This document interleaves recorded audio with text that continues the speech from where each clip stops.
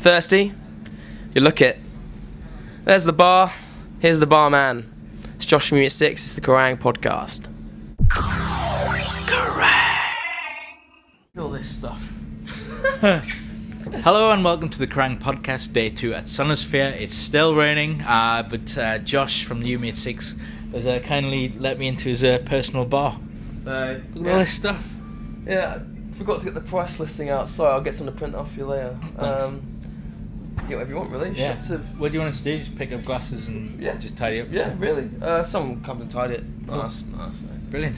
So, you're here in Sonosphere. We are. You've had a bit of a crap couple of days, before you arrived here. Tell us about your recent trip to Portugal first off. Okay. Yeah. So, we've never done like a main stage slot outside of England, and from out of nowhere we got offered this like third from headlining the main stage at this festival in Portugal, right? And like Foos have played it, My Chem, Coldplay, 36 Miles, Paramore, all this last few days, and so we were obviously really excited. Went out, got off at 6 o'clock in the morning yesterday, flew out, spent the day in Portugal, got ready for the show, and then about 6 o'clock when we arrived on the site and started like wanting to set up our stuff, there was like, listen, no one go near the stage. There's too much production on the weight of the frame of the stage, and it's coming down. Like the stage was physically falling over. And we just sat around for about 4 hours, and then they said, okay, you're not playing. They basically went, you're not playing. And the only two bands that played on the whole main stage was 36 Miles and Chemical Brothers. So I guess the best way to explain it is if like you turn up to Reading and Leeds, and for the whole day no one did anything on stage. There was nothing happening, no movement, no crew, nothing, no bands obviously, and then no announcements either. They didn't make any announcements. And then at like 11 they said, oh, by the way, all those bands that were going to play today obviously aren't now, and this is the bands that are going to play. How did they react in there was Portuguese? a lot of oh puta. No, there's a lot of kind of like booing and stuff, but I mean it's a really great festival, and I think I don't know what happened, but we've next just year do you hope to? They've promised us they're going to invite us back, which is obviously a really nice thing.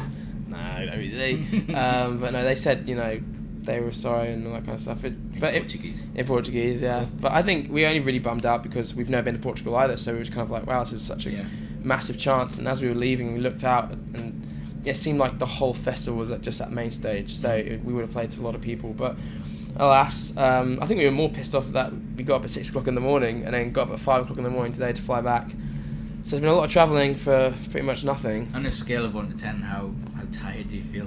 Or is the nerves and adrenaline kind of keeping you keel? I am about to keel over, but there's a sense of like, definitely adrenaline that I'm just like, I really want to smash Sonosphere, because we haven't done anything in the UK pretty much, minus like 1 or 2 shows since our December tour. So we've been away now for like almost 7 months, and for our band, I think that's the longest we've not played in England. So we're just really looking forward, and obviously this is the Blink tour that got postponed. This is kind of like, this is it for us in the summer in England. Yeah. So you're in good company though. You got Weezer after you and Biffy. Yeah, I mean, we couldn't believe.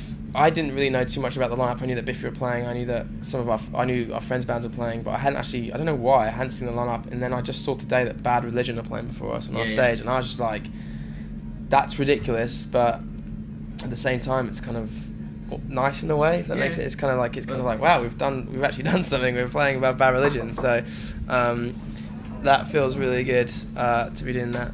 They wanted a drink. Bad Religion. They were like, they were like, is it out of 10? We're playing before you. What's going on there? Greg, no. So you've just announced your UK tour today. Tell us when it's happening. We've been stuck in a field, so our internet access has been horrible. Oh god. Okay, so it's happening. Awkward. October 8th to October 15th. Nice. I know. I've already read on Twitter like some kids are like, oh, why aren't you playing our town? It's not a proper tour. It's almost just a bunch of shows, because our album comes out the week before, so we're going to be doing like in stores, but then we're also going to do a run of shows which kind of all adds up to a show at Brixton Academy. It's basically just kind of to play the new songs live, and then we're going to do a proper there's a fly. A proper extensive UK run in offended flies. Yeah, exactly. Get out of it. In March time, I think. Right. So do not fear. If we're not coming to your town on this tour, we are coming on this album several times. So but yeah, I'm really looking forward to it. I think it's gonna be so kind of weird to have 3 albums to kind of choose songs from, so we really don't have to play the shit ones, you know. It's like we can only play the ones that we want to play and have. So is this the all the hits all the time tour 2011? Something like, I don't know, maybe. Have that for the poster. There you go. So copyrighted. Oops. Right. So the album's out in October. It is, yeah. You know, how do you feel now? It's it's on the verge of being out after all the effort you've been putting into it. Yeah, really, really good. I mean, our biggest concern is, have we been gone too long? I know it sounds ridiculous. It's only been 7 months, but in this kind of climate or whatever, it feels like if your band doesn't do something for a while, you're giving yourself a hard time. But I mean, you know what? We had to make a big decision where when we were recording this album, I got sick. Different stuff happened with our label. There's loads of things that got in the way, so it just kept on getting put on the back foot. And then, it's finally finished now, and it's taken 5 months to do, but it's really worth it, I think. And I think it's one of those things that you don't really, without sounding corny, like as an artist, you don't want to put out a half-assed thing or a half-finished thing. So we've kind of just... Well, once it's out, it's out. Yeah, once it's out, and you can't change anything. And I think that there's always that fear of, it's going to be there. It's always going to be there, so you might as well make sure it's the best it can be. And it finally is now, and I'm over the moon. Like, everyone that's heard it has said really good things. I think we have brought in all the elements that we feel that our band can do well, and just tried to just really, I guess, develop them. So our rockier, heavier side to our band, we've taken out one step further and had the likes of Winston and Ollie do stuff on those songs, and then the songs that we like to write, kind of slow Coldplay-ish songs. So for them, we got all the pianos, the strings, the fucking all that kind of shit out, and just really kind of tried to broaden out our sound. And I think if you're a U-Meet6 fan already, I don't see why you wouldn't hopefully enjoy it. And if you're not a U-Meet6 fan, I think there's a chance of you being converted, in the sense that you haven't seen this band in this light before. So what's the favourite word you sing on the album? My favourite word? Gumption? Do you use that a lot? Gumption? Yeah. No, not yet. You can have that one as well. Thank you very much. Gumption, that's a good word. I don't really know if I have a favourite word, but I mean, it's probably the most honest album, or honest set of songs that I've done lyrically. And there's a song in there called Bite My Tongue, which is the one that Ollie's on, and that song is just the most aggressive song you've ever heard come out. Can you tell it's Ollie as soon as he starts?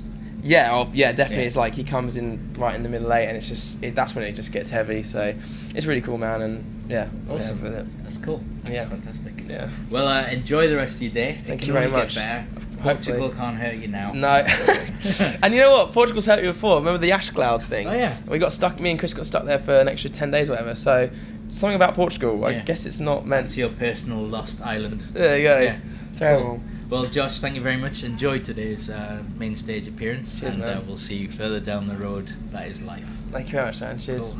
Cool. Kerrang!